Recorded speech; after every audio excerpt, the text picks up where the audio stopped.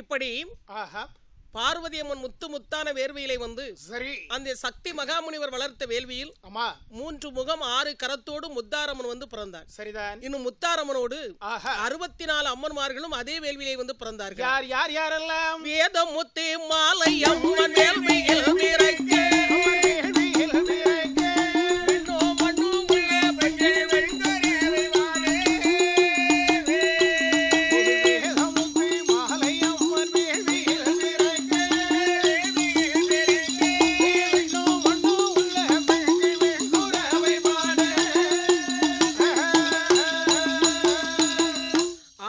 சக்திக்கு அடுத்த சக்தியாக சரி முத்தாரம்மன் வந்து அந்த வேள்வியிலே வந்து பிறந்த போது சரி தேவாதி தேவர்கள் கூட பூமாரி பொழிந்தார்களாம். ஆனால் பாருங்கள் அந்த வேள்வியிலே வந்து யாரெல்லாம் பிறக்கின்றார்கள்? யார் யார் யாரெல்லாம்? முத்துமாலை உலகளந்தால் மூன்று முகம் கொண்டவன் முத்துமாலை உலகளந்தால்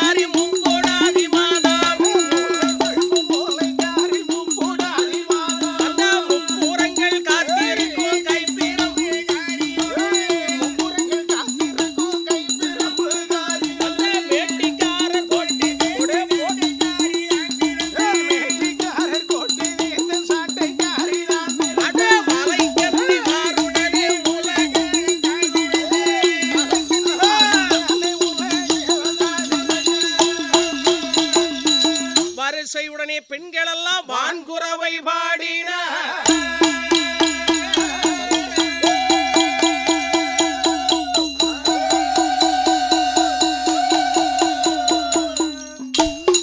இப்படி அந்த சக்தி மகாமுனிவர் வளர்த்த வேள்வியிலே அந்த புனிதமான தெய்வ திரு வேள்வியிலே ஆதிபரா சக்திக்கு அடுத்த சக்தியாக 3 முகம் 6 கரத்தோடு முத்தாரம்மன் வந்து பிறந்தார்கள்.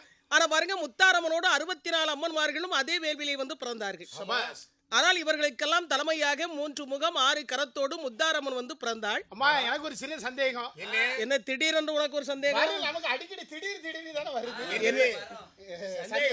என்னையா இல்ல நீங்க முத்தாரம்மன் வந்து வேர்வேல் வந்து பிறந்தாள், பார்வதியம்மனுடைய வேர்வேல் பிறந்தார்கள், வேள்வியிலே வேள்வியிலே பிறந்தாள்னு சொல்றீங்க. சரி. இன்னும் ஒரு சில புலவர்கள் அம்மா முட்டையில பிறந்தா அப்படி பாடுறாங்களே. ஆமா, அது கரெக்டா இது கரெக்டா? அதுதான் ஒரு சின்ன சந்தேகம். ஏன்னா காசு கொடுக்கறது நீங்க. கண்டிப்பா உங்ககிட்ட பதில் சொல்லி ஆகணும்.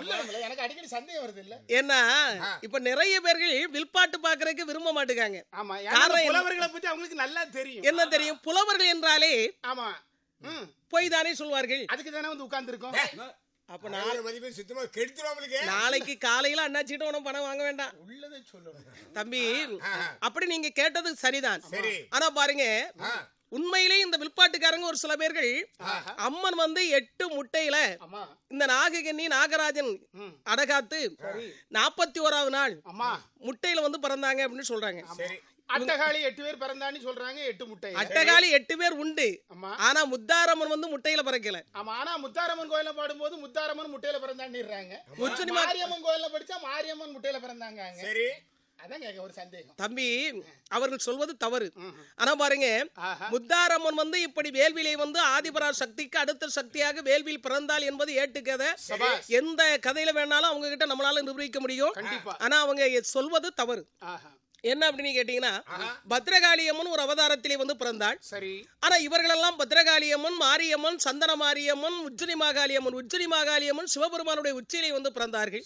இதற்கெல்லாம் கதை இருக்கு. அதுக்காக இவங்க இஷ்டத்துக்கு கதை சொல்லுவாங்க. அதெல்லாம் கேட்டு நீ நம்பிராதடா சின்ன பையன். ஆமாக்கா, விவரம் தெரியாம இருக்கு. ஆமா ஆமா. சரி. ஆனா பாருங்க, இப்படி 3 முகம் 6 கரத்தோடு முத்தாரம்மன் வந்து பிறந்தாள். இது ஏட்டுக்கதை. ஆமா. இப்படி முத்தாரம்மனோடு வந்து 64 அம்மன்மார்கள். இதுல 64 அம்மன்னா அட்டகாளி 8 பேர் தானே அப்படின்னு நீங்க நினைக்க கூடாது. ஆனா பாருங்க, ஒவ்வொரு மாவட்டத்திலும் ஒவ்வொரு மாநிலத்திலும் ஒவ்வொரு அம்மனை வைத்து வழிபாடு செய்கிறார்கள். இப்ப நமக்கெல்லாம் தெரிஞ்சதெல்லாம் முத்தாரம்மன், மாரியம்மன், சந்தன மாரியம்மன், உஜ்ஜினி மாகாளியம்மன், பத்ரகாளியம்மன், பார்வதியம்மன். ஆனா மற்ற மாவட்டத்தெல்லாம் எடுத்துக்கிட்டீங்கன்னா கோட்டை மாரியம்மன், பெரியபாளையத்தம்மன், முண்டகை கண்ணியம்மன், கோணியம்மன், பேச்சியம்மன், பிரம்மசக்தி அம்மன், இப்படி ஒவ்வொரு மாவட்டத்திலும் ஒவ்வொரு மாநிலத்திலும் ஒவ்வொரு அம்மன்மார்களை வைத்து வழிபாடு செய்வார்கள்.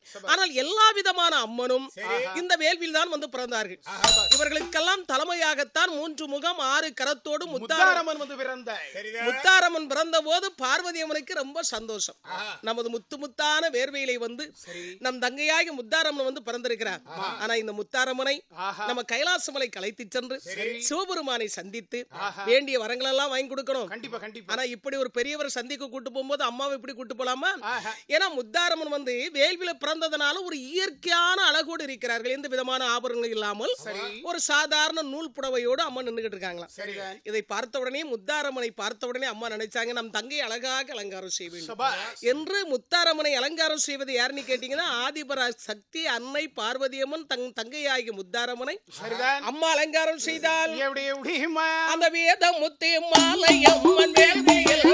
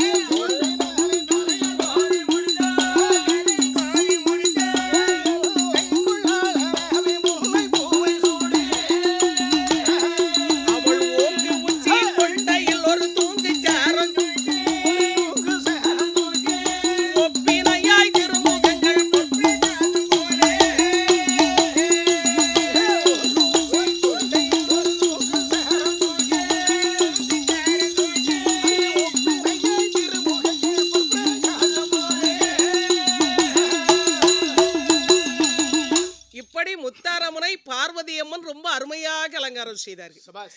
என்ன அப்படின்னு கேட்டீங்கன்னா முதலாக பெண்களை அலங்காரம் பண்றதுக்கு ரொம்ப நேரம் ஆகும். அதை சொல்லு. இப்ப நம்மள மாதிரி ஆட்கள் இருந்தா டக்குனு ஒரு துண்டு வெட்டி போட்டு வந்துடலாம். டக்குனு வந்துடலாம். ஆனா ஒரு சில பெண்கள் பரப்புறதா இருந்தா அட்டேங்க அப்பா என் பொண்டாட்டில நாளைக்காவது எங்கேயாவது ஒரு ஊருக்கு போனா இன்னைக்கே சொல்லணும். என்ன அப்பதான் நாளைக்கு ரெடியா இருப்பா. ஓ சரி. இன்னும் பாருங்க ஒரு சில பெண்கள் வந்து புறப்படும் போது புருஷனும் பக்கத்துல இருந்து சேலைய அதாவது இந்த சேலைய எனக்கு அந்த பார்டர் கொஞ்சம் அட்ஜஸ்ட் பண்ணி விடுங்க. ஒரு மணி நேரமா கீழே உட்கார்ந்து சேலையை கட்டி விடணுமோ? ஆமா, பார்டர் அட்ஜஸ்ட் பண்ண. அதனாலதான் இப்போ ஒரு புது சேலை கண்டுபிடிச்சிருக்காங்க. சேலைக்கு மடிப்பே வைக்க வேண்டாம், மடிப்பு வச்ச மாதிரியே சேலை, ரெடிமேட் சேலை அப்படியே வச்சோன்னு அப்படி கட்டி போட்டு வந்துடலாம். எந்த புண்ணியாலும் கண்டுபிடிச்சானா நல்லா இருக்கட்டும், நம்ம வேலைப்பாடு. ஆனா பாருங்க இன்னொரு சில பெண்கள் சொல்லுவாங்க, ஏங்க இந்த சேலைக்கு இந்த சட்டைக்கு மேட்சிங் சரியா இருக்கா அப்படின்னு.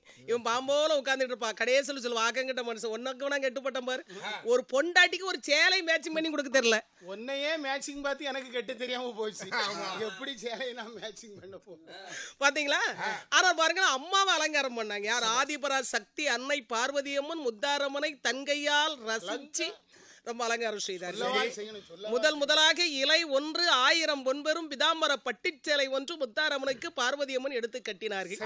கட்டி தலையேறு பாகமாக வகுந்து அருமையாக முத்தாரம்மனுக்கு கொண்டை போட்டு மல்லிகை முல்லை பிச்சை இருவாச்சி என்று சொல்ல வேண்டிய மலர்களை எல்லாம் முத்தாரம்மனுடைய தலையிலே சூடி கண்விழிக்கு மைதீட்டி சந்தன பொட்டுமிட்டு மத்தியிலே குங்குமம் வைத்து அழகான ஒரு கிரீடம் ஒன்று செய்து முத்தாரம்மனுடைய தலையிலே வைத்து விலை மதிக்க முடியாத நவரத்தின கற்களாக பதித்த ஆபரணங்கள் எல்லாம் முத்தாரம்மனுக்கு பார்வதி அம்மன் எடுத்து போட்டு இப்படி தன் தங்கையாகி முத்தாரம்மனை பார்வதி அம்மன் ரொம்ப அருமையாக ரசித்து அலங்காரம் செய்து கொண்டிருக்கிறார்கள். இப்படி அலங்காரம் செய்து முடித்து விட்டு இன்னைக்கு பாருங்க நம்ம எல்லாம் அலங்காரம் பண்ணிட்டு வெளியில வரும்போது கடைசியில ஒரு வாட்டி கண்ணாடி பார்ப்போம். ஆமா, எப்படி சரி நீ ரொம்ப சிலுப்பாதையா? சரி சரி சரி முன்னாடி இருக்க பிள்ளைகள் பயந்துற போகுது. ஆனா பாருங்க இப்படி நம்மள ஒரு வாட்டி பாத்துக்கிடுவோம், அப்பதான் கொஞ்சம் மனசுக்கு திருப்தியா இருக்கும். அதே மாதிரி முத்தாரம்மனை பார்வதி அம்மன் உச்சில இருந்து உள்ளங்கால் வர பாக்குறாங்களா? சரி. நம் தங்கையாகி முத்தாரம்மனை நாம் நன்றாக அலங்காரம் செய்திருக்கின்றோமா? சரி. நாம் செய்திருக்க வேண்டிய அலங்காரங்களில் குற்றங்குறைகள் இருக்கிறதா? ஏன்னா நம்ம பெரியவரை சந்திக்க போறோம் அப்படின்னு சொல்லிட்டு முத்தாரம்மனை பார்வதி அம்மன் உச்சில இருந்து உள்ளங்கால் வர அப்படியே பாத்துட்டு வர்றாங்க. அப்படி வருகின்ற போது முத்தாரம்மனுக்கு பார்வதி அம்மன் எல்லா விதமான ஆபரணங்களும் போட்டிருந்தாங்க. சரி. ஆனா ஒன்று மட்டும் குறை. என்ன அப்படின்னு கேட்டீங்கன்னா கையில வளையல் இல்லை. என்னைக்குமே பாருங்க பெண்கள் நல்லா கவனிக்கணும், பெண்கள் வந்து என்னைக்குமே கையில வளையல் இல்லாமல் இருக்க கூடாது. இதுல கணவன் இல்லாத பெண்கள் கூட கையில வளையல் இல்லாம இருக்கலாம், ஆனால் கணவனோடு இருக்க வேண்டிய ஒவ்வொரு சுமங்கலி பெண்களும் கண்டிப்பா கையில வளையல் போட்டிருக்கும். அதனாலதான் கூட ஒரு சில பொண்டாட்டி எல்லாம் சொல்றா, எல்லாம் இந்த பொட்டுக்காகவும் பூவுக்காகவும் கெட்டுற சேலைக்காகவும் தான் நான் பாத்துக்கிட்டு இருக்கேன். இல்லன்னா நீ தூங்கும் போது காலையில அம்மி குளத்தி இப்படி கொண்டு போடுவாங்க பாத்தீங்களா? அதனால இப்ப கையில வளையல் போட்டார்கள். அதனாலதான் பாருங்க இன்னைக்கு பெண் குழந்தைகள் பிறந்த உடனே 3ஆவது நாளே கையில வளையல் போடுவாங்க. ஆனா இப்ப முத்தாரம்மனுக்கு பார்வதி அம்மன் வளையல் போட்டாளா? என்ன வளையல் போட்டார்கள் பாருங்க. அம்மன் தங்க வளையல், பச்சை வளையல், சரிக வளையல், அவள் தனியாக கைவிரல் கணையாளி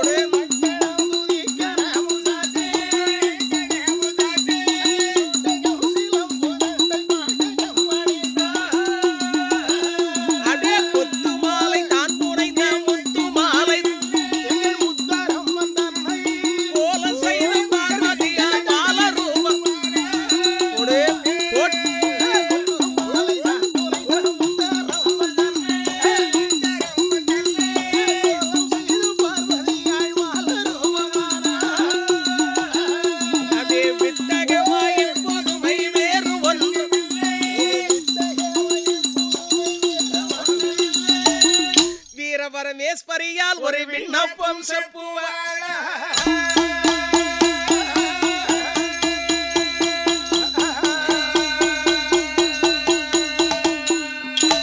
இப்படி முத்தாரம்மனுடைய கை விரலுக்கு அம்மா கனையாளி போட்டாங்களாம். அதாவது பாருங்க அந்த பாட்டை நீங்க நல்லா கவனிக்கணும். அம்மன் தனியாத கை விரலில் கனையாளி மாட்டி. இப்போ என்னைக்குமே கொடுக்கிறவங்க கை வந்து உயர்ந்திருக்கும், வாங்குறவங்க தான் பணிவா கேட்கணும்.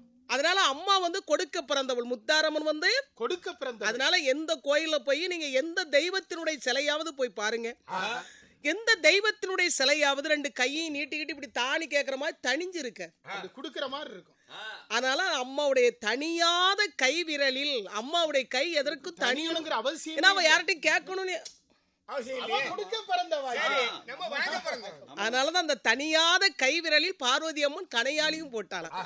இப்படி தன் தங்கையாகிய முத்தாரம்மனை பார்வதி அம்மன் நன்றாக அலங்காரம் செய்து ஆவி சேர்த்து மார்போடு அணைத்து கன்னத்தில் முத்தமிட்டு முத்தாரம்மனை பார்த்து பார்வதி அம்மன் சொன்னாள், அப்படியே அஞ்சாங்க அதே என்றவள்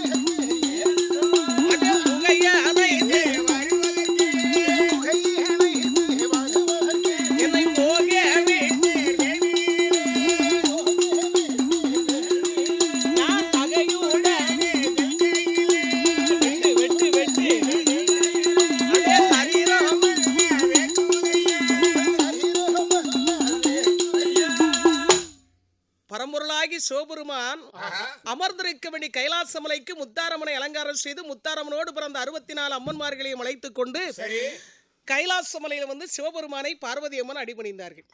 அப்படியே சிவபெருமான் எட்டி பார்த்தார், ஒரே பெண்கள் கூட்டம். சரி பாருங்க, 5 நேரம் கோயில் கூட வச்சாங்க. இன்னைக்காவது ஆட்கள் வந்தாங்களா? இன்னைக்கு செவ்வாய்க்கிழமை கோட்டை கொடுத்த வரைக்கு இன்னைக்காவது கோயிலுக்கு போய் பாத்து வரும் பண்ணி தாய்மார்கள் இன்னைக்கு தான் வந்து முன்னாடி இவ்வளவு அழகா இவ்வளவு கூட்டம். பாட்டி ஞாயிற்றுக்கிழமை பிறப்பிட்ட பாட்டி எங்க வீட்டுல இருந்தா பசி இடம் இப்பதான் வந்தாங்களா? பாட்டுக்கு போனோன்னு பிறப்பிட்டா. சரி, கொஞ்சம் லேட் ஆகி போச்சு, படுத்தா தூங்கிட்டா. சரி, திங்கக்கிழமை இன்னைக்காவது போய் பாத்துலாம் நேரத்தோட பிறப்பிட்டா. பேத்தி மாதிரிலாம் நானும் கூட வரவும் பாட்டி லேட் பண்ணுன்னா இந்த பொட்ட பிள்ளைகள் பிறப்பிடுறதுக்குள்ள பாட்டி படுத்தா தூங்கிட்டா. இன்னைக்குதான் எப்படியாவது பாத்துறேன்னு வந்து அந்த தூண்ல உட்காந்துட்டு இருக்கா. சரி சரி, ஏதோ இன்னைக்காவது வந்தாங்களே அது சொல்லு. ஆனா பாருங்க, இப்படி எட்டி பார்த்தார் சிவபெருமான். பெண்ணை பார்வதி, உன்னை நான் வேள்விதானே அனைத்து வர சொன்னேன். இப்படி வேண்டிய பெண்கள் எல்லாம் கூட்டு வந்திருக்கேன். நாங்க கைலாச மலையில் நிம்மதி இருக்கிற உனக்கு பிடிக்கலையா? இவெல்லாம் யாரு? மகாதேவா, ஜெகதீஷா, நீங்க வேள்வி அணைக்கணும்னு என்ன போக சொன்னீங்க. நான் போகும்போது என்னுடைய உடம்பெல்லாம் முத்து முத்தாக வேர்வை ததும்பியது. இந்த வேர்வையை வாரிதான் இந்த வேள்வி அணைக்க வேண்டும் என்று சொல்லிக்கொண்டு என்னுடைய வலது கரத்தால் வேர்வையை வாரி வேள்வியை விட்டெறிந்தேன். என்னுடைய சக்தியாலும் அந்த சக்தி மகாமுனிவன் வளர்த்த தெய்வ திரு வேள்வியிலே அவன் 13 வருடங்களாக செய்த தெய்வ திரு வேள்வியிலே 3 முகம் 6 கரத்தோடு என் தங்கையாகி முத்தாரம்மன் வந்து பிறந்திருக்கிறார். அவர்களோடு பிறந்தவர்கள் தான் இந்த பெண்கள் எல்லாம். சரி, பிறந்தாங்க. சரி, உங்களை பேசாம காட்டுல விட்டு வந்திருக்க வேண்டியதானே? கூட்டு வந்திருக்காங்க. மகாதேவா, உனக்கு நல்லா தெரியல. எனக்கு தான் பெண்களை கண்டாலும் பிடிக்காது. வெட்ட அண்ணா சந்த வெட்டரோல எடுத்துட்டு வாங்க. அதான் தேங்காய் உடைக்கு கொண்டு போன எடுக்கவே இல்லை. ஆனா பாருங்க, ஏன் இவர்களை இங்க அழைத்து வந்திருக்கிறேன் தெரியுமா? நான் எந்த கதை செய்தாலும் காரணம் இல்லாமல் செய்வேனா? இந்த முத்தாரம்மனை ஏன் இங்க அழைத்து வந்திருக்கிறேன் தெரியுமா? நம்மால் படைக்கப்பட்டு காட்டிலே அமர்ந்திருக்கின்றார்களே அருள் நீலன் குமர்தன் அன்றே, அருள் நீலன் குமர்தன் அன்றே,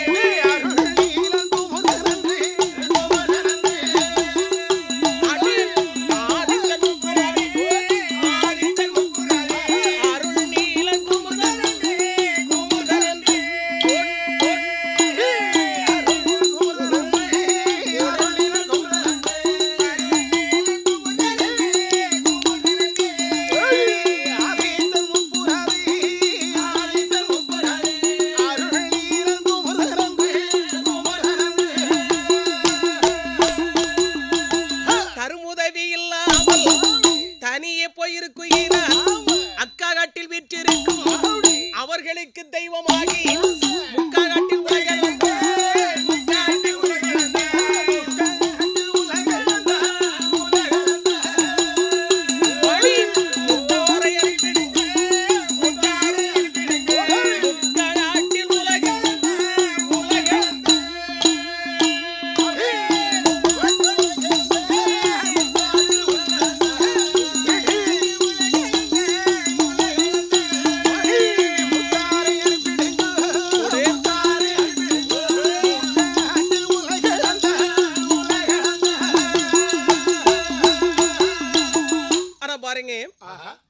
என் தங்கையாகிய முத்தாரம்மன் என்ன வரம் கேட்டாலும் இல்லை என்று சொல்லாமல் கொடுத்து காட்டிலே முக்காட்டிலே அமர்ந்திருக்க வேண்டிய முப்புராதிகள் தாய் இல்லாமல் தந்தை இல்லாமல் தனியாக அவர்களுக்கு தாய்க்கு தாயாக என் தங்கையாகிய முத்தாரம்மனை அனுப்புங்கள் என்று பார்வதியம்மன் சொன்னார்கள். உடனே சிவபெருமான் சொன்னார், பார்வதி நீ என்ன சொன்னாலும் எனக்கு முத்தாரம்மன் எங்கே போய் அமர்ந்தாலும் அவள் நம்மால் உருவாக்கப்பட்ட சக்தி அப்படின்னு இந்த உலகத்திலே உள்ள மக்களுக்கு தெரியாதா? அதனால பெண்ணை முத்தார் உனக்கு என்னமா வர வேண்டும் அப்படின்னு சிவபெருமான் கேட்டார். அப்போதான் முத்தாரம்மன் முதலாக தன்னுடைய செம்பவள வாய் திறந்து சிவபெருமானை கரமெடுத்து வணங்கி அம்மா கேட்டாங்க, மகாதேவா நான் இங்கிருந்து காட்டிலே முக்காட்டிலே அமர்ந்து நிற்க வேண்டிய முப்புராதிகளுக்கு தெய்வமாக நான் சொல்ல வேண்டுமானால் நாங்க போய் சும்மா இருக்க முடியாது. எனக்கு ஏறுவதற்கு தண்டிகை, இறங்குவதற்கு பல்லக்கு, இன்னும் முத்தாரம்மனிடத்தில் இவ்வளவு படைகள் தான் இருக்கிறது என்று கணக்கிட முடியாத பூதப்படைகளும் என்னோடு பிறந்த 64 அம்மன்மார்களும் என்னுடனே காட்டிற்கு வர வேண்டும். நான் ஒரு பெண் அல்லவா? அங்க போய் சும்மா நடுக்காட்டில் சும்மா இருக்க முடியுமா? அங்க போய் நான் தங்கத்தால் கோட்டையிட்டு தரணி எல்லாம் அரசாட்சி செய்ய வர வேண்டும். எப்படின்னா நீங்க வரம் கொடுத்தீங்கன்னா நான் காட்டிலே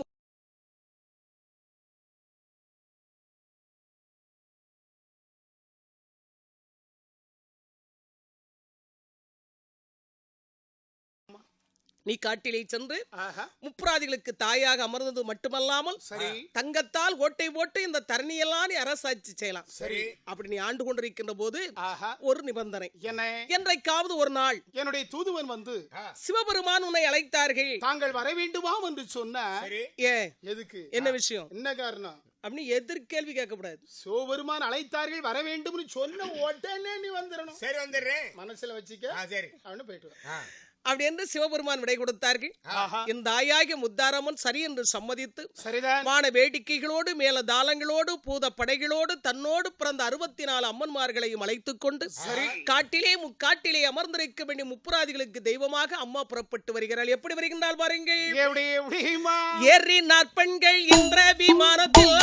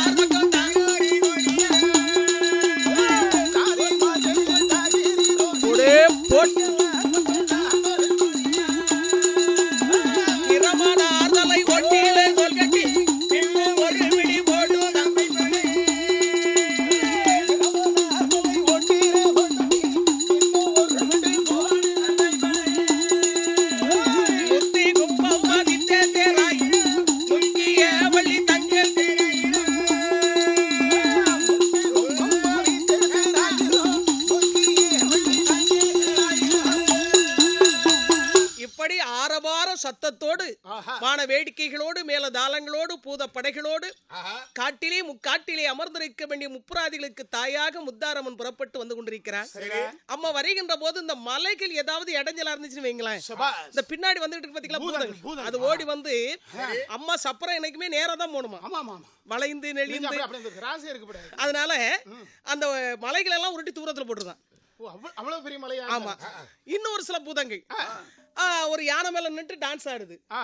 இன்னும் ஒரு சில பூதங்கள் அவன் வர வேண்டிய பாதைக்கு யாராவது இடைஞ்சல அப்படின்னு சொல்லுது.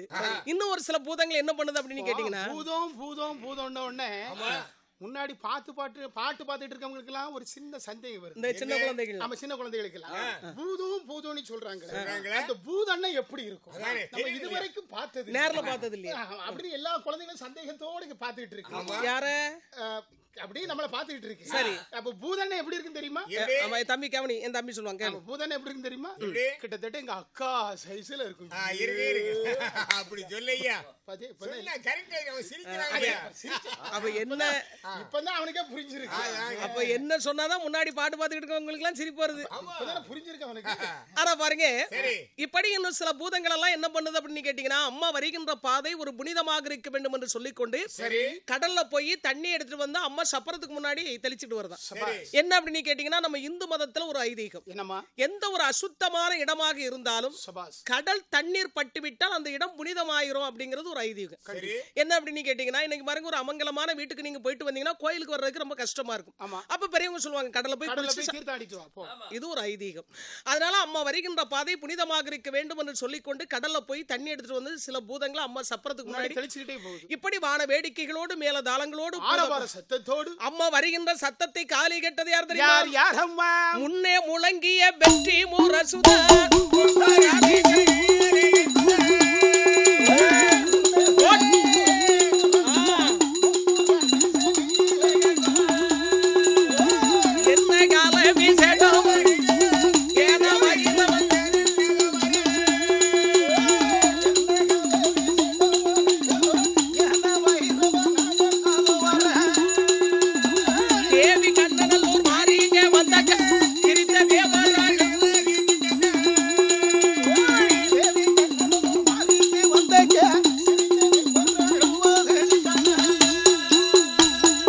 சத்தத்தை அம்மா வர்ற ஆரபார சத்தத்தை அதிர்ஷ்டம் வருதுடா. அப்ப காதுல கேட்டது யாரு? முப்புராதி. காதுல கேட்டாயா முப்புராதி. டேய் வந்ததடா நமக்கு வாழ்வு என்றார். அதுல வர்றது யாரு? தேவி முத்தார் துணைக்கு வந்து விட்டால் சிவனுக்கே இனிமேல் செய்தி சொல்லலாம். Hello Sivaperuman, how are you? அப்படிங்கிறது எஸ்டி போட்டு பேசல. சொல்லு. இவ்வளவு நாள் இந்த ரகசியம் எனக்கு தெரியாதே. சிவபெருமானுக்கு கூட நமக்கு துணைக்கு இருக்க போறது யாரு? அம்மா. பாத்தீங்களா? அப்ப அம்மானா சும்மாவா சொல்ல முடியுமா? அம்மா ஒருத்தி துணைக்கு இருந்தா எங்க வேணாலும் ஸ்டேட்ல இருந்து சென்ட்ரல் வரைக்கும் பேசலாம். அது மட்டுமா? மூவுலகம் நமக்கினி அழலா முட்டிலே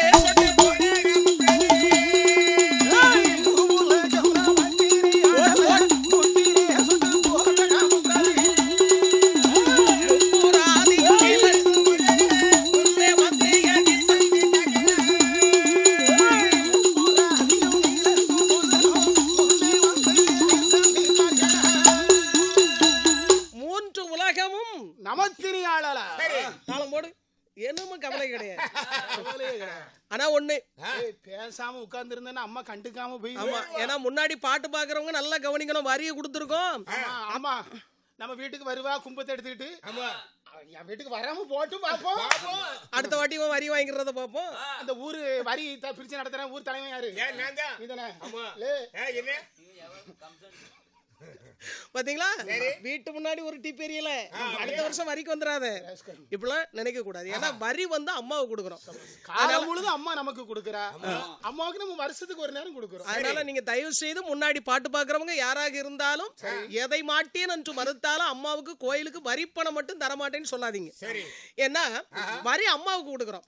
அதனால இப்போ தெய்வம் வந்து நம்மள தேடி வரக்கூடாது, நம்மை தெய்வத்தை தேடி சொல்ல வேண்டும். அதனால இப்போ முப்புராதி நினைச்சா அம்மா நம்ம கிட்ட வந்துகிட்டு இருக்கா, ஆனாலும் இப்படியே உட்கார்ந்தோம்னா கண்டுக்காம போயிருவா. அதனால நாம் சென்று, அதனாலதான் பெரியவங்க சொன்னாங்க குழந்தையும் தெய்வமும் ஒன்று அணைப்பாரோடு. அப்படின்னா என்ன அர்த்தம்? ஒரு சின்ன குழந்தையா இருந்தாலும் அத குழந்தைய அன்பா ஆசையா என் கண்ணு என் செல்லம் வாயா அப்படி சொன்னாதான் வரும். காமிச்சு அது என் தம்பி மூஞ்ச பார்த்தா ஒண்ணுமே கிட்டத்துல போகாது. தெரியுமே. அதனால இப்படி தெய்வமாக இருந்தாலும் நாம் அவள் மீது பாசம் வைத்து அன்போடு அழைத்தால்தான் அம்மாவும் நமக்கு வந்து காட்சி கொடுப்பார். அதனால முப்பராதி 3 பேர்களும் வில்வ மரத்திலிருந்து எழுந்தரிச்சு போய் முத்தாரம்மனை வாருங்கள் என்று வரவேற்று அடிபணிந்து தான் அமர்ந்திருந்த வில்வ மரத்தை அனல்ல கொண்டு உட்கார வச்சான். உட்கார வைத்து முத்தாரம்மனுக்கு செய்ய வேண்டிய பணிவிடைகள் எல்லாம் செய்து முடித்துவிட்டு முப்புராதிகள் எழுந்து 3 பேர்களும் முத்தாரம்மனை அடிபணிந்து சொன்னான். என்ன சொன்னான் பாருங்கள். மரத்தருகே இருக்கையிலே வணங்கி முப்புராதி சொல்வான், திருத்தமுள்ள பேச்சி அம்மா சீர்வரிய மாதாவி தந்தை இல்லை பெற்றெடுத்த தாயும் இல்லை எங்களுக்கு புண்ணியவதி நீ வருது.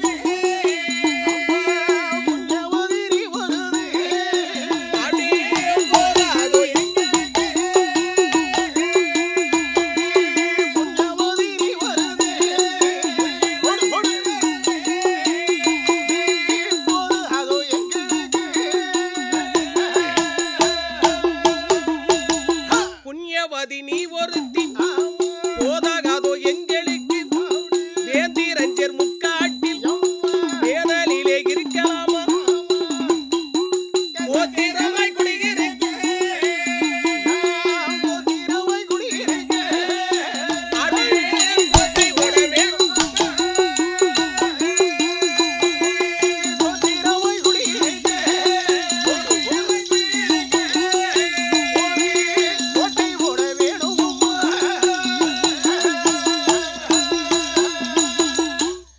பாருங்க. என்றைக்குமே நாம் கோயிலுக்கு வந்தோம்னா யாராக இருந்தாலும் தெய்வத்திடம் கேட்பதைத்தான் கேட்க வேண்டும். ஒவ்வொரு மனிதனுக்கும் வாழ்க்கையில் முக்கியமானது என்னது? அந்த 3 தான். எந்த 3? எந்த 3பா? உண்ண உணவு, உடுக்க உடை, இருக்க இருப்பிடம். அந்த 3 தான் தெய்வத்திட்ட கேட்கணும். அதை விட்டுச்சு ஐயோ கடவுளே, நான் 7 வருஷமா கோயம்புத்தூர்ல கடை வச்சிருக்கேன். கடை அப்படியே தான் இருக்கு. கடை வச்ச இடத்துல இருக்கு. வேற எங்க போ? முண்டக்கணவன் சங்கில நங்கினி மீச்சு கொடுங்க. நான் அம்மன் கிட்ட பேசிக்கிட்டு எம்மா நல்ல கவனமா கேட்டுக்க. எனக்கு வரி பாக்கி கிடையாது, வேணா தலைவர்கிட்ட கேட்டுக்க. ஆனா ஒண்ணு, போன வருஷம் என் கடைக்கு பக்கத்துல கொண்டு கடையை போட்டான். சரி ஓஹோன்னு ஓடிக்கிட்டு இருக்கு கடை. ஆமா, ஆனா எப்படியாவது எனக்கு தெரியாது அவன் கண்ணுல மண்ணெளி போட்டு அந்த கடை அந்தாங்க நாசமா போய் நான் நல்லா இருக்கேன். அம்மன்ட்ட வந்து இதெல்லாம் கேட்டாவ கொடுப்பாள. நாட்டு மக்களை மாதிரி என்னை நல்லாக்கி வைமா. அதனால என்னைக்குமே தெய்வத்திடம் மனிதர்கள் வந்து அவளுக்கு கேட்கணுமோ அதை கேட்கணும். எந்த பிள்ளைகளுக்கு அதை கொடுக்கணும்னு அவளுக்கு தெரியாதா? அதனால முப்பராதி முதலாவது கேட்கும் போது ரொம்ப பணிவா கேட்டேன். என் தாயே முத்தாரம்மா, எனக்கு தந்தை இல்லை, தாய் உண்டு. ஏன்னா தாய் இல்லாம எந்த குழந்தையும் பிறக்க முடியாது. ஆமா, எவ்வளவு பெரிய தத்துவத்தை என் தம்பி சொல்லிட்டு இருக்காரு பத்தியில. இதுக்குதான் 1 வருஷத்துக்கு முன்னாடி தர்மகரத்தை அட்வான்ஸ் கொடுத்து கூட்டு வந்திருக்காங்க. தம்பி சேர்முத்தர மேடையில வந்து உட்கார்ந்து இப்படி ஒரு நல்ல கருத்தெல்லாம் சொல்லு. ஆமா, எரும மாடு தாய் இல்லாம குழந்தை பிறக்கன்னு அவங்களுக்கு தெரியாதாங்க. கூறுகட்டவள் டெஸ்ட் டியூப்ல குழந்தை பிறக்க வேண்டிய காலம். அதனால அந்த தாய் எங்களை பெற்றெடுத்திருப்பா. தாய் முகத்தை நாங்க பார்த்தது இல்ல. ஆனா என் தாயே முத்தாரம்மா, தாய் எதற்கு தந்தை எதற்கு? நீ ஒருத்தி. அம்மா நீ ஒருத்தி இருந்தா போதும் அம்மா. அதான் புண்ணியவதி நீ ஒருத்தி போதாதோ எங்களுக்கு. சரி என் தாயி, இது ஒரு பயங்கரமான காடுமா. அந்த வெட்டவெளி வீதியில வெயில்ல உட்கார்ந்து இருந்தா எங்க நிலைமை என்ன? அதனால நாங்க நிரந்தரமாக குடியிருப்பதற்கு உன்னுடைய அனைக்கிரகத்தால் கோட்டை போடணும். உடனே தாயாகிய முத்தாரம்மன் முதலாக தன்னுடைய செம்பவள வாய் திறந்து தன் செல்வங்களாகிய முப்பராதிகளை பார்த்து அம்மா சொன்னார். ரொம்ப அருமையான வார்த்தை சொன்னார். அப்பா, என் அருமை செல்வங்களே, முப்பராதிகளே, நீங்க சொன்ன வார்த்தையை கேட்கின்ற போது எனக்கு ரொம்ப சந்தோஷம். ஆனா ஒரு மனிதனாக பிறந்தவர்கள் கோட்டை போட வேண்டும் நீ சொல்றதுக்கு முன்னாடி, வீடு கட்டணும்னு நினைக்கிறதுக்கு முன்னாடி, வாழ்க்கையில ஒவ்வொரு ஆண்மகனும் முன்னாடி பாட்டு பார்த்து கொண்டிருக்க வேண்டிய ஆண்கள் அனைவரும் நல்லா கவனிக்கணும். இந்த உலகத்துல நீங்க எதுக்கு அவசரப்பட்டீங்கனாலும் இந்த 2க்கு அவசரப்படக்கூடாது. என்ன சொல்லு டக்கு, நீ அதுக்கு அவசரப்படலாம் மூச்சு முட்டி செத்து போவான். அது சொல்லனே. இது என் கூட வந்து பிறந்திருக்கு பாரு. என்ன பண்றீங்க? 2 விஷயத்துக்கு அவசரப்படக்கூடாது. என்ன இல்ல, ஒன்று மனை, இன்னொன்று மனைவி. முத்தாரம்மனே சொல்றேன். அதாவது பாருங்க, ஒவ்வொரு ஆண்மகனும் முதலாவது மனை, 2வது மனைவி. இந்த 2 விஷயத்துல அவசரப்படக்கூடாது. மனைனா முதலாவது தான் கட்ட வேண்டிய வீடு, நாம் கட்டியிருக்க வேண்டிய இடம் நல்ல ராசியான இடமானி பார்த்து தான் நீங்க வீடு கட்டணும். ஏன்னா நமக்கு அப்புறமாக நம்ம குழந்தைகள், பேர குழந்தைகள் யுகம் யுகமாக காலகாலம் உட்கார்ந்து வாழ வேண்டிய வீடு. அது எப்படிப்பட்ட வீடா இருக்கணும்? நல்ல ராசியான வீடா இருக்கணும். ஒரு ராசி இல்லாத இடத்துல நீங்க கூட சில பேருக்கு சொல்லுவாங்க தெரியுமா, எவ்வளவு கஷ்டப்பட்டு இந்த வீட்டை கட்டணும், லோன் போட்டு, கடன் பட்டு, தரமாண்ட நான் பேங்குக்கு அலனி அலைஞ்சி ஆமா கஷ்டப்பட்டு வீட்டை கட்டிட்டு கடைசியில பாரு வீட்டுல இந்த வீட்டுல வந்து உட்கார்ந்தா நாள்ல இருந்து ஒரு நாள் நிம்மதி கிடையாது. வியாபாரத்துல நஷ்டம், தொழில நஷ்டம், குழந்தைகளுக்கு இப்படி அந்த வீட்டை பூட்டி போட்டு அடுத்த வீட்டுல போய் உட்கார்ந்துருப்பான். ஏன் அப்படின்னு கேட்டீங்கன்னா, அதனாலதான் அந்த காலத்து பெரியவங்க சொன்னாங்க, இருப்பிடம் தெரிந்து இருக்க தெரியாதவனுக்கு இருப்பிடம் ரெண்டுன்னா. அதனால ஒரு நல்ல இடமா அப்படின்னு பார்த்து முதலாவது வீடு கட்டணும். முதல்ல மனை, ரெண்டாவது மனைவி. அதாவது இப்ப நீங்க நல்லா கவனிக்கணும், ஆண்கள் அதுலயும் கல்யாணம் முடிந்த ஆண்கள் கவனிக்காவிட்டாலும், கல்யாணம் முடிஞ்சுட்டா கல்யாணம் முடியாத பிரயோஜனம் இல்ல, காலம் கடந்து போச்சு. கல்யாணம் முடியாத வயசு பையங்க. ஆமா ஐயா, கல்யாணம் முடியலையா? இல்ல இல்ல, ஆமா கவனமா கேட்டுக்கங்க. ஆனா எங்க அக்கா உணர்ந்து சொல்றா, ஏன்னா என் நாட்டுல என் பேச்ச கேட்டு எத்தனை பேரு நாசமா போயிருக்கான் தெரியுமா? நல்லா இருந்திருக்காப்பா. இதுக்குதான் இந்த கூட பிறந்த தம்பி எல்லாம் பின்னாடி கூட்டிட்டு அலையப்படாது. ஏன்னா உன்னை பத்தி எனக்கு தானே தெரியும், அதுக்கு தானே உன்னை பக்கத்துல வச்சிருக்கேன். அதான் அவளை கரெக்டா சொல்லிட்டு இருக்கேன். டேய் தம்பிகளா நல்லா இருப்பீங்கடா, சொல்லுவா பாருங்க. ஏன்னா வீடு சரியில்லைனா கூட அந்த வீட்டை பூட்டி போட்டு அடுத்த வீட்டுல உட்காந்துக்கலாம். அடுத்த வீடு சரியில்லைனா கூட அதுக்கு அடுத்த வீட்டுல போய் உட்காந்துக்கலாம். ஆனா அந்த ஊரே சரியில்லைனா கூட அடுத்த ஊர்ல போய் உட்காந்துடலாம்.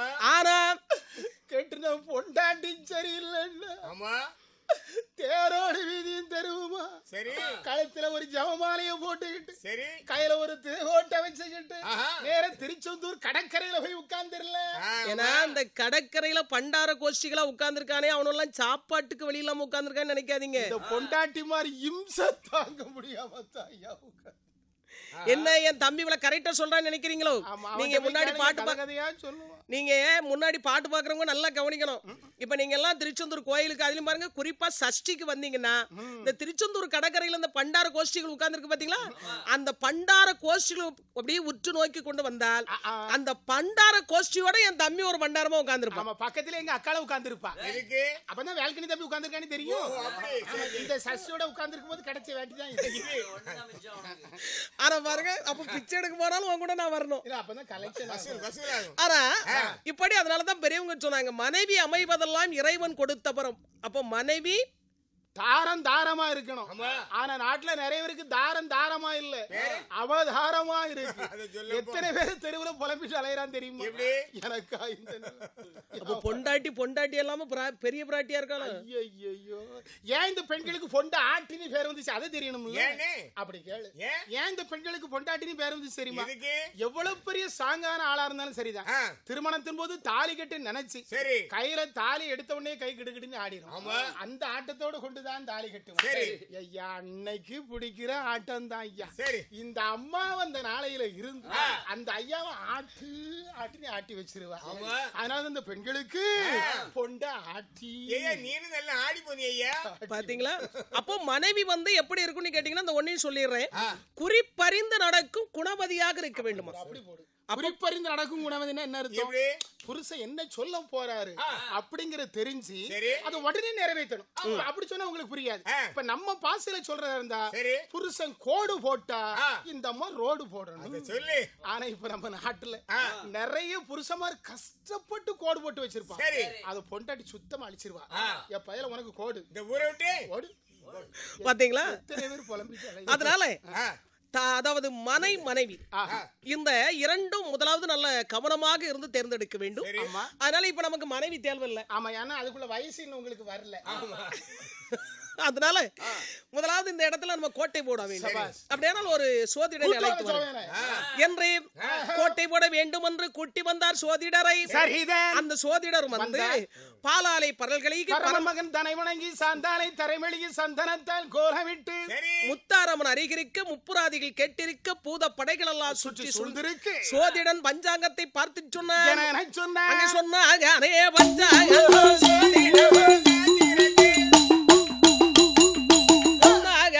கோட்டை வைத்து வந்தவனே 58 வருடம், அதே 58 வருடம்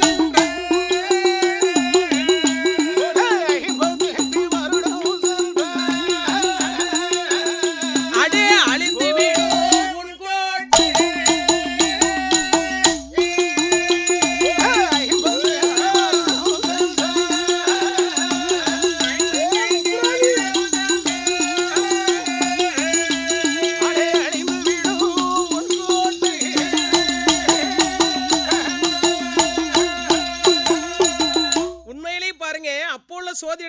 நாம் பாராட்ட வேண்டும். அவன் சோதிடன்.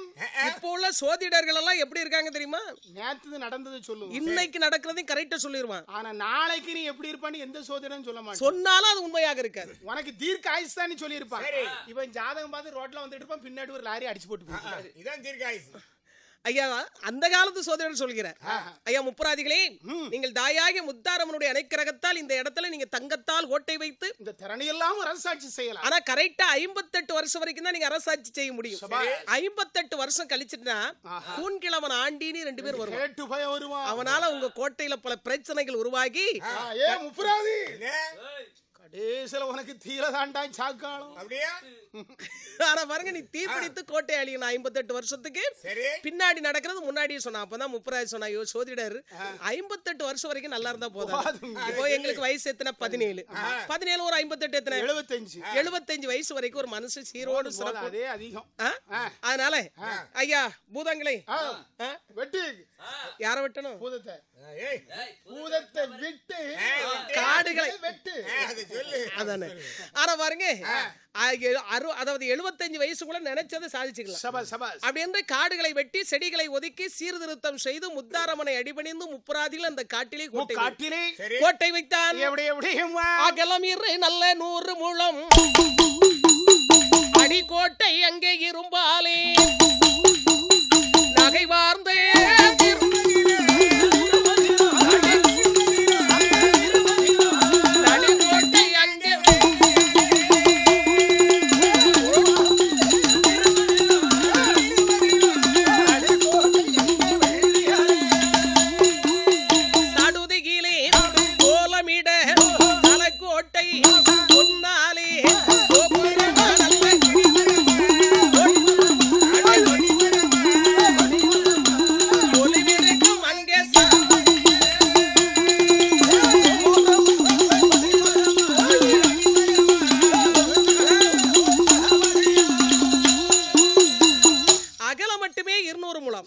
அடிக்கோட்டை இரும்பு, நகைவார்ந்த திருமதில் அடுக்கோட்டை வெள்ளி, சடுதியிலே கோலமிட தலைக்கோட்டை தங்கத்தால் கட்டினா. இப்ப நம்ம எல்லாம் வீடு கட்டுறதா இருந்தா சம்பளம் கொடுக்கணும். ஆனா முப்பராதிக்கு சம்பளம் கொடுக்கணுங்கிற அவசியமே கிடையாது. எல்லாம் வேலை செய்வதெல்லாம் பூதங்கள். ரொம்ப சுறுசுறுப்பா வேலை நடந்துச்சு.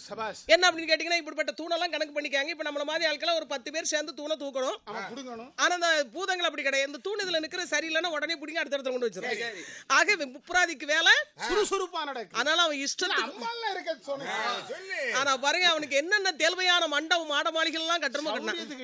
ஆனா பாருங்க, அடுகுதிரை குறையானை அலங்கரிக்கும் மண்டபம், கடுவாய் சங்கிலியா கட்டி வைக்கும் மண்டபம், அடிவாளைக்கு தான் பேசி அரசிருக்கும் மண்டபம், மூவர்களும் மனநடுங்கி முரசடிக்கும் மண்டபம், கள்ளர்களை பிடித்தடைக்க களி நிறைந்த மண்டபம், கொள்ளை செய்த பணம்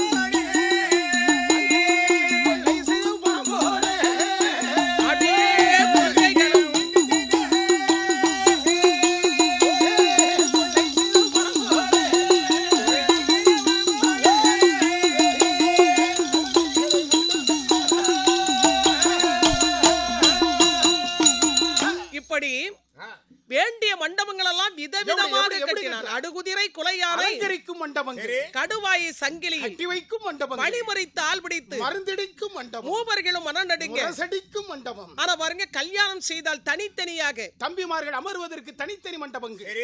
அது மட்டுமல்ல, இப்ப கெட்டுறான் பாரு, கொள்ளை செய்த பணம் போட பெரிய பெரிய குலுக்கைகளை உருவாக்கினார்.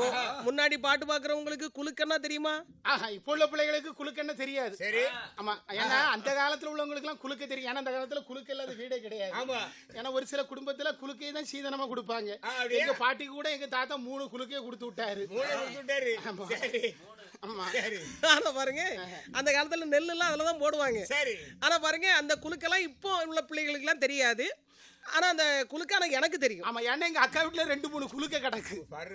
ஆமா, அது எப்படிப்பட்ட குலுக்க நீங்க எங்க அக்கா சொல்லுவா, கவனமா கேட்டுக்கங்க. எப்படிப்பட்ட குலுக்க? அந்த குலுக்க எவ்வளவு பெரிய குலுக்கு தெரியுமா? இப்ப நீங்க எல்லாரும் ஒரு நிமிஷம் எல்லாரும் பேசுறதை விட்டுட்டு, முன்னாடி பாட்டு பார்த்துக்கிட்டு இருக்கவங்க பேசுறதை விட்டுட்டு, என் தம்பி ஒரு வாட்டி நல்லா கவனிங்க. சரி, பாத்துட்டீங்களா? இப்ப சொல்ற அந்த குலுக்கு எவ்வளவு பெரிய குலுக்கு தெரியுமா? என் தம்பி மாதிரி இருக்க வேண்டிய ஆட்கள்ல 30 பேரை தூக்கி போட்டீங்கன்னா தான் அந்த குலுக்க நிறையும். அவ்வளவு பெரிய குலுக்கையா? இந்த மாதிரி ஆட்கள் 30 பேரை தூக்கி போட்டது குலுக்க நிறையுமா? அவ்வளவு பெரிய குலுக்கு. அப்படிப்பட்ட குலுக்கையில எங்க அக்கால மாதிரி இருக்க வேண்டிய ஆட்கள் 3 பேரை தூக்கி போட்டா போதும். உங்களுக்கு எல்லாம் சிரிப்பு. கரெக்ட் சொல்லிட்டேன். அவன மாதிரி ஆட்கள்ல 30 பேர்னா இந்த மாதிரி 3 பேரா? மூச்சூட இடம் இருக்கு. ஆனா பாருங்க, இப்படி மாடமாளிகள் எல்லாம் கட்டி முடித்து விட்டு சரி என்னைக்குமே பாருங்க, நம்ம இந்து மதத்துல நீங்க எவ்வளவுதான் ஆடம்பரமான அரண்மனை கட்டினாலும் பூஜை ரூம் ஒண்ணு தனியா கட்டணும். அதனால தாயாகிய முத்தாரம்மனுக்கு முப்புராதிகள் தனியாக அமர்வதற்கு முத்தாரம்மனுக்கு கோவிலும் கட்டினார். இப்படி மாடமாளிகை, கோடகோபுரம், முப்பரிக்கு மேடை, ஒழுகாமணிச்சாவடி, பந்தாடு மேடை, பகலிருக்கு மண்டபம் என்று சொல்ல வேண்டிய மாடமாளிகள் எல்லாம் கட்டி முடித்து முத்தாரம்மனுக்கு அழகான கோவில் ஒன்று கட்டி முடித்து, ஆனா பாருங்க முத்தாரம்மன் வந்து சொன்ன, அம்மா என் தாயே முத்தாரம்மா, உன்னுடைய அனுக்கிரகத்தாலும் இந்த பூதங்களுடைய உதவியாலும் ஒரு கோவிலும் கட்டி நான் கோட்டை அமைத்திருக்கிறேன். நீ வந்து ஒரு வாட்டி சுத்தி பார்த்து நாங்க கட்டியிருக்க வேண்டிய கோட்டையும் கோவிலும் நன்றாக இருக்கிறதா, அதுல ஏதாவது குற்றக்குறைகள் இருக்கிறதான்னு பார்த்துட்டு வந்து வாயினால் ஒரு வார்த்தை சொல்லுமா? அப்படியா? அப்படியா? நான் என் அருமை செல்வங்களே, நான் கோட்டை சுத்தி பார்க்கணும். இது என்ன சின்ன இடமாடா? சரி, 4 8 நடந்து பார்க்கிறதுக்கு எவ்வளவு பெரிய கோட்டை.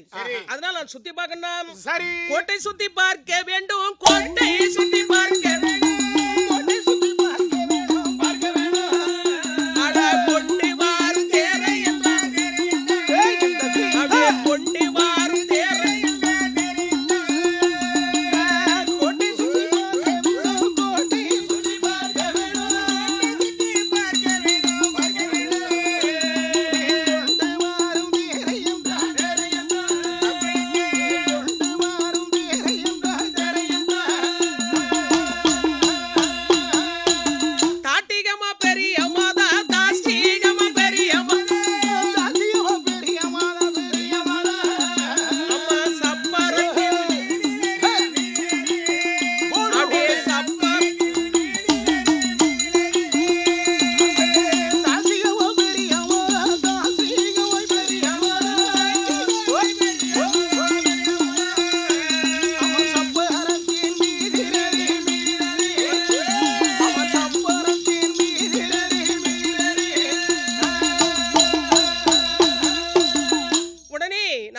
சுத்தி பார்க்க வேண்டும்.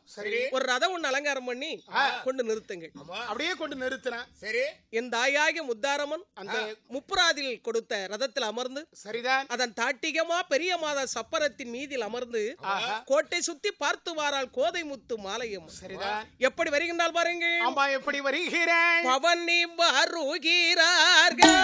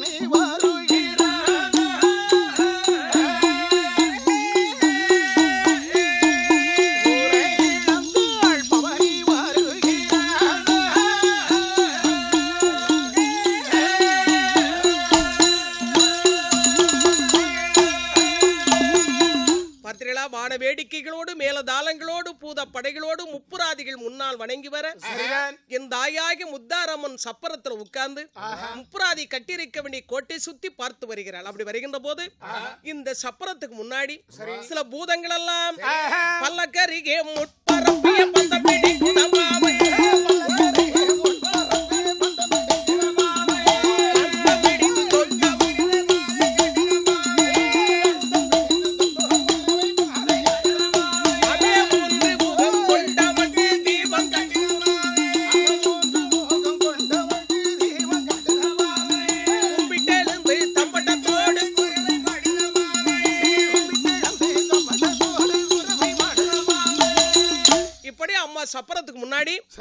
பூதங்கள் எல்லாம் வேடிக்கை காட்டி கொண்டு வருகிறது. இப்படி என் தாயாகிய முத்தாரம்மன் முப்புராதியில் கட்டியிருக்க வேண்டிய கோட்டை சுத்தி பார்த்து வந்தால் கோதை முத்து மாலையம்மன் அந்த அழகான கோட்டை பார்த்து அம்மா மெய் மறந்துட்டாங்க. அப்பா என் அருமை செல்வங்களே, என்னம்மா ஒரு காலத்துல கோட்டை வைத்து அரசாட்சி செய்ததுல இரணியனும் ராவணனும் தான் பெரிய தர்மசாலின்னு சொன்னாங்க. ஆனால் என் முப்புராதிகளே, நீங்கள் கட்டியிருக்க வேண்டிய கோட்டையை நான் பார்க்கின்ற போது இரணியனோ ராவணனோ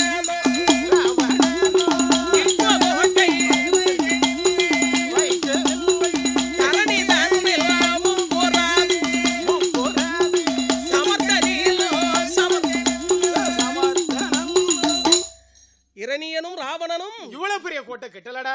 தரணிதனில் முப்புராதிகளே, பெரிய ஒருத்தருக்கு ஒருத்தன் குறைஞ்சவனா பாரு, எந்த வகையிலாவது குறைஞ்சிருக்கா பாரு. எல்லாம் ஒரு தாய் பிள்ளைகள்.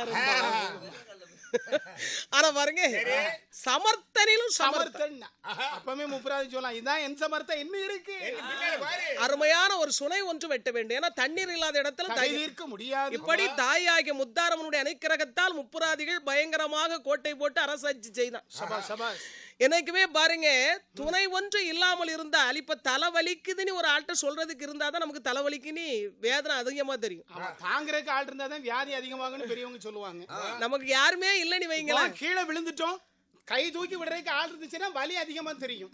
கீழே விழுந்துட்டா வேற வழியெல்லாம் நம்ம தான் எழும்பணும். சரி சரி, அண்ணும் அப்படித்தான், இன்னும் அப்படித்தான் பாருங்க, சமாதானம் சொல்லி எழுப்பி முத்தாரம்மன் இருந்ததுனால இந்த இருந்தா துணைக்கு, அதனால அதிகாரம் பண்ண ஆரம்பிச்சார். அரணும் இல்லை, சிவனும் இல்லை, ஆண்டவன் என்று எவனும் இல்லை, என் தாயாகி முத்தாரம்மனை தவிர உலகத்துல எந்த தெய்வமே இல்லைன்னா அரகரனா அடிப்பான், சிவசிவான்னு இட்டிட்டு சென்னில போட்டுருவான். தேவாதி தேவர்களை பிடித்து சிறைச்சாலையில அடைத்து சித்திரவதை செய்தான். இவன் செய்த அட்டகாசம் தாங்க முடியாமல் தேவாதி தேவர்கள் எல்லாம் சிவபெருமான் கிட்ட போய் முறையிட்டார்கள். மகாதேவா ஜெகதீஷா முப்புர கோட்டி அழைக்க வேண்டும் என்று தேவர்கள் முறையிட்டார்கள். அப்பதான் சிவன் சொன்னார், நாராயணர் அல்லாது நம்மால முடியாதப்பா, ஏன்னா எனக்கு வரத்தை கொடுக்கத்தான்பா தெரியும், அழிக்க தெரியுது. எல்லாம் one way traffic, no return. அதனால முதலாவது நாராயணனை அழைத்து வாருங்கள் என்று கருடனை பிறவி செய்து அழைத்து வந்தார் திருமாலை. அழைத்து வந்து ஆலோசனை செய்தார்கள். அப்பதான் கண்ணன் சொன்னார், தண்ணீர் இருக்கும் போது நெருப்பை விட்டு தண்ணீர் அணைக்க முடியும். ஏன்னா தண்ணீருக்கு தண்ணீராக தாயாகி முத்தாரம்மன் அங்க உட்கார்ந்து இருக்கிறார். அதனால முத்தாரம்மனை இங்க கைலாச மலைக்கு அழைச்ச பிறகுதான் அந்த கோட்டை அழிக்கிறதுக்கு ஏற்பாடு பண்ணணும். அப்படியா? அப்படின்னா சிவபெருமான் சொன்னார், ஏற்கனவே நான் முத்தாரம்மனுக்கு வரம் கொடுத்து அனுப்பும் போது எப்ப நான் ஆள் அனுப்பினாலும் உடனே வந்துருன்னு சொல்லி இருக்கேன். ஆக தூது அனுப்பினார்கள். முத்தாரம்மனை அழைத்து வந்தார்கள் கைலாச மலைக்கு.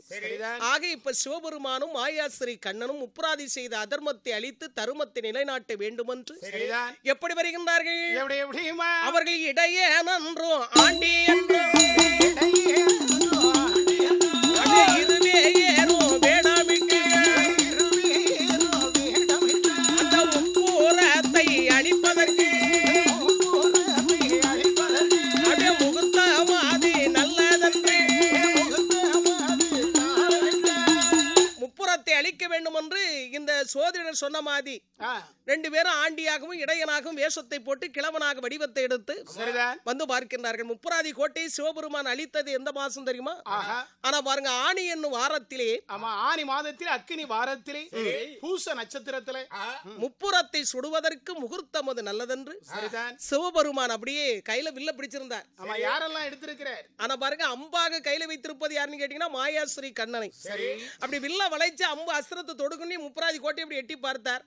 அருள் இல்லை. ஏன்னா முத்தாரமும் அங்க இல்ல, சிவலிங்கமும் அங்க இல்ல. முப்புறத்தை சுடுவதற்கு அங்க அருள் இல்லை. அதனால வில்லை கீழே போட்டுவிட்டு சிவபெருமான் வெறும் கையை தட்டி சிரித்தார். சிவபெருமான் சிரித்த போது கொல்லன்று தான் சிரிக்க கோட்டை கிரி பிடித்திடுமா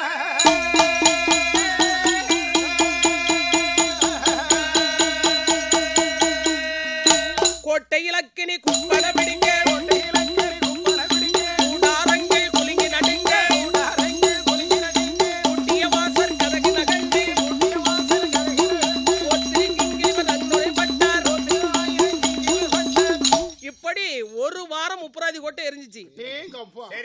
ஒரு வாரம் அந்த தீ அணைந்தது. அதனாலதான் அந்த அக்னி நட்சத்திரம் சொல்லுவாங்க பாத்தீங்களா? ஆமா. ஆக அதுக்கு அப்புறம் தான் அம்பிகை முத்தாரம்மனுக்கு விஷயம் தெரிந்தது. முத்தாரம்மன் எப்படியாவது என் பிள்ளைகள் எனக்கு வேண்டும் என்று கேட்டார். உடனே பார்வதி அம்மன் சொன்னார்கள், மகாதேவா ஜெகதீஷா அந்த முப்புராதிகளை மீண்டும் எழுப்பி கொடுங்கள் அப்படின்னு. ஆக சிவபெருமான் வந்து முப்புராதிகளை நன்றி தேவரை எழுப்பி சொன்னார். நன்றி தேவர் வந்து தண்ணீரை தெளித்து பிரம்பை வைத்து தட்டி எழுப்பினார். முப்புராதிகள் 3 பேர்களும் தூங்கி நன்றாய் விழித்தவர்கள் ஏற்கனவே சிவலிங்கத்தை விழுங்குறாங்க பாத்தீங்க, அதனால இதே மட்டும் வேகாம இருந்துச்சு. ஆனா இறந்தவர்கள் மீண்டும் பிழைத்து அதே உயிரோடு இருக்க கூடாது. அதனால சிவபெருமான் அந்த 3 பேருக்கு வீர வைரவன், வீரபுத்திரன், வைரவநாதன் இப்படி 3 பேருக்கும் இன்று முதலாக முத்தாரம்மன் கோவில்ல அவளுக்கு பலிபீடமாக காவல் தெய்வமா இருங்க. ஆமா, இது முத்தாரம்மனுக்கு வேண்டிய வரங்களை எல்லாம் கொடுத்து அனுப்பினார். முத்து வரங்களை எல்லாம் பெற்றுக்கொண்டு என் தாயாகிய முத்தாரம்மன் இனிமேல் பூலோகத்திலே சென்று மக்களிடத்திலே பூசை வாங்க வேண்டும் என்று வரங்கேள என்ற வரங்கள் வாங்கி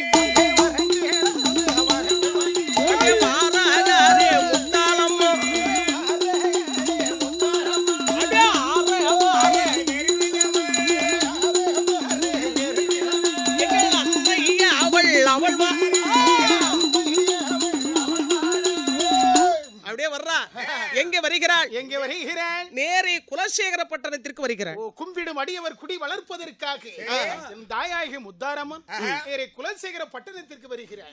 குலசேகர பட்டணத்திலே வந்து அன்று முதல் இன்று வரை என்றுமே தன்னை அண்டி வரும் அடியவர்கள் துயர் களைவதற்காக ஞானமூர்த்தி சமயதரருடன் பாருங்க. மற்ற இடங்கள் எல்லாம் தாயாகி முத்தாரம்மனுடைய சிலை இருப்பாங்க.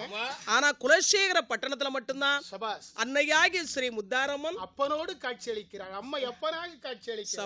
எப்படி முத்தாரமூர்த்தி சமேத முத்தாரம்மன் சபாஸ் இப்படி அம்மையப்பனாக இருந்து கொண்டு சரிதான் அங்கே குலசேகர பட்டணத்திலே தன்னை அண்டி வரும் அடியவர் துயர் களைவதற்காக அருளையும் பொருளையும் வாரி வழங்குவதற்காக என் தாயாகிய முத்தாரம்மன் அந்த குலசேகர பட்டணத்திலே அருள் புரிந்து ஆண்டு வாராள்.